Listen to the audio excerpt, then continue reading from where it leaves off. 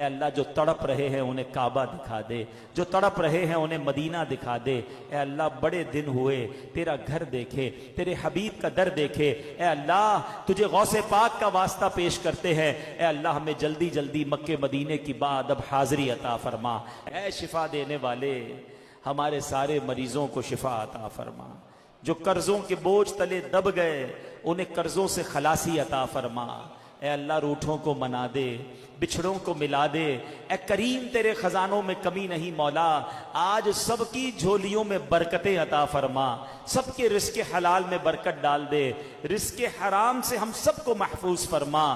جن کے گھروں میں لڑائی جھگڑے ہیں امن و سکون عطا فرما، جن بچے بچیوں کے رشتوں میں رکاوٹیں ہیں اچھے اور نیک رشتے عطا فرما، جن کے رشتے ہو گئے اے اللہ ان کو گھروں میں خوشیاں عطا فرما۔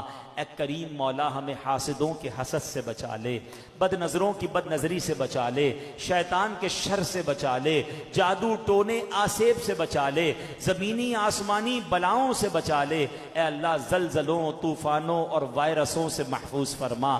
اے کریم مولا تیرے خزانوں میں کمی نہیں، آج جس جس کا ہاتھ اٹھا ہوا ہے جو جو تمنائی ہے اے اللہ سب کی جھولیوں میں ان کی مرادیں ڈال دے۔ اے اللہ جو جو ہمارے حق میں بہتر ہے وہ ہمیں عطا فرما، جو حق میں بہتر نہیں اس کا خیال بھی ہمارے دل سے نکال دے۔ اے اللہ جو تڑپ رہے ہیں انہیں کعبہ دکھا دے، جو تڑپ رہے ہیں انہیں مدینہ دکھا دے۔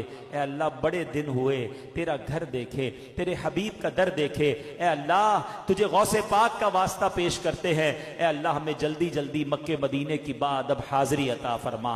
اے اللہ بغداد معلیٰ کی خیر فرما، فلسطین کے مسلمانوں کی خیر فرما۔ اے اللہ عالم اسلام کا بول بالا فرما، دشمنان اسلام کا منہ کالا فرما۔ اے اللہ ہمارے وطن کی بھی خیر فرما۔ یہاں مہنگائی نے اے اللہ بہت سارے لوگوں کو تنگ کر کے رکھ دیا ہے، بے روزگاری نے تباہ کر کے رکھ دیا ہے۔